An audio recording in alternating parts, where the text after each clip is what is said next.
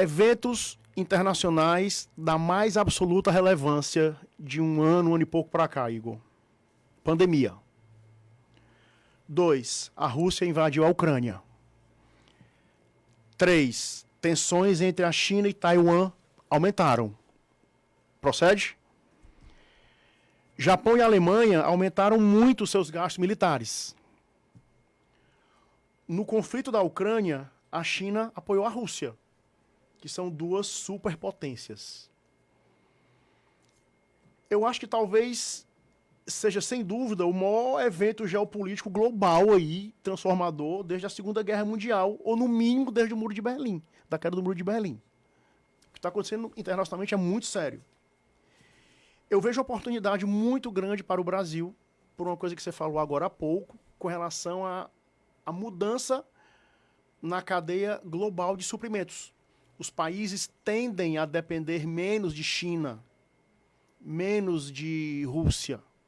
E aí o Brasil aparece como uma possibilidade de incrementar suas relações com o resto do mundo. Meu amigo, como é que você analisa essa questão internacional nesse momento? Eu vi umas entrevistas suas, a gente estava conversando agora, você tem falado muito, tem a questão do fechamento dos portos na Ucrânia, que a gente falou aqui agora há pouco, em off. Isso pode aumentar o preço dos alimentos aqui? A gente pode vir a ter uma pressão inflacionária por causa disso? Uma pergunta ampla sobre questões internacionais, que você é doutor em relações internacionais, eu sei que é a sua paixão.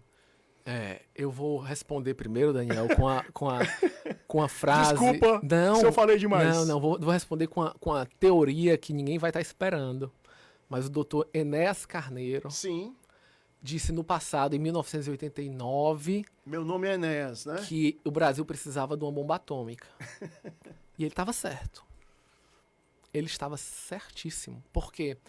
Porque hoje a gente sai de um estado chamado de liberalismo nas relações internacionais, onde o movimento, basicamente, ele ocorre pelo soft power, né? Pela capacidade econômica, pelo crescimento das nações, e ele passou para o hard power. A gente entra numa fase que só aconteceu em 1930 e acabou em 45, que é o realismo. O que é o realismo? Quem tem força é quem tem poder militar. Quem tem capacidade de invasão. E quem é respeitado hoje é quem tem bomba atômica. Então, se você analisar, quem está decidindo as peças do tabuleiro são as potências atômicas do mundo. Né? Por que eu vou responder algumas das suas perguntas. Por que Japão e Alemanha estão se armando mais do que todos? Porque eles sabem que não tem armamentos atômicos e eles precisam se defender mais do que suas contrapartes, como por exemplo a França ou a Inglaterra. A Inglaterra sabe que não vai ser atacada. Porque atacar um país atômico é como você se atacar. Porque uma arma atômica, você tem que ter certeza que você vai destruir o alvo, senão você vai ser destruído. E o grande ponto é que você não sabe onde estão. As armas atômicas estão espalhadas no planeta, em submarinos, em silos. Ninguém sabe exatamente onde elas estão. Então eu volto para o Enéas para dizer que o Brasil entrou num cenário que o militarismo está em alta. A prova maior disso é que quando você olha as ações da Boeing, da Lockheed Martin e as outras empresas de tecnologia bélica, estão subindo 100% nos últimos anos. Porque o grande investimento no mundo vai ser tecnologia bélica. Esse cenário da invasão da Ucrânia é o começo de um mundo perigoso para a economia mundial e para as nações. Por isso que, muitas vezes, é extremamente mal compreendida a visão do presidente Lula de paz, porque os europeus têm uma visão muito clara. Se a gente deixar a Ucrânia ser dominada, o próximo é a Polônia, o próximo é a Transnistria, o próximo é a Alemanha. Então, ou para agora, ou a gente já viu esse filme em 1930. É um precedente perigoso. É um precedente, então ninguém vai esperar a paz, não. O pessoal vai se defender com unhas e dentes. É como se assaltaram sua casa 1, 2, 3 vezes. Você vai esperar a quarta? Vai esperar pedir paz pro bandido? Não vai. Para os europeus é uma questão de sobrevivência. E por que isso é importante? Porque esse cenário econômico... É fácil falar quando não é aqui, né? Quando não é aqui. O continente americano, do Canadá ao Uruguai, tem uma vantagem, não tem conflito. A gente tem pobreza, tem violência, tem até atentados existem na América do Norte, mas não tem conflito. O México não vai brigar com o Canadá, os Estados Unidos não vai invadir El Salvador, não acontece isso.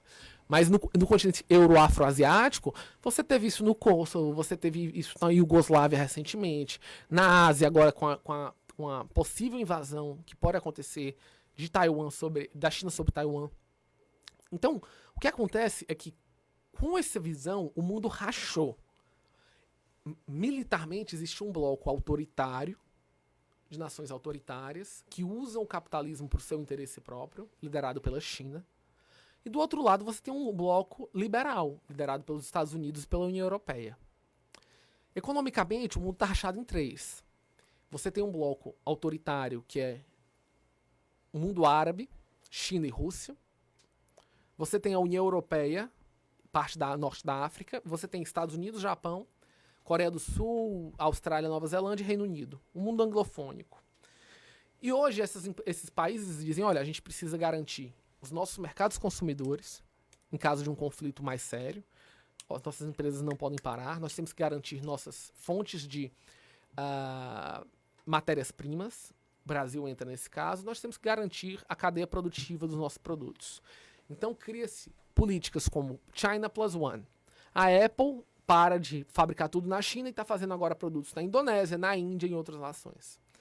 Tudo isso, e outra política é o chamado nearshoring, que aí entra o Brasil. O nearshoring é produzir perto de onde eu vou ter o consumidor final. O México é o maior. Acho que esse conceito do reshoring é interessante, né? Como é que o... Não é mais o offshoring, é o nearshoring, exatamente, né? E o Brasil pode fazer isso, porque nós estamos muito perto da Europa. Para o Ceará é maravilhoso um acordo Mercosul-União Europeia. Para o Ceará, então, né? Você teria, imagine, daqui 5, 10 anos, carros vindo a impostos quase zero, saindo pelas fábricas de Portugal e da Espanha, entrando nos portos cearenses.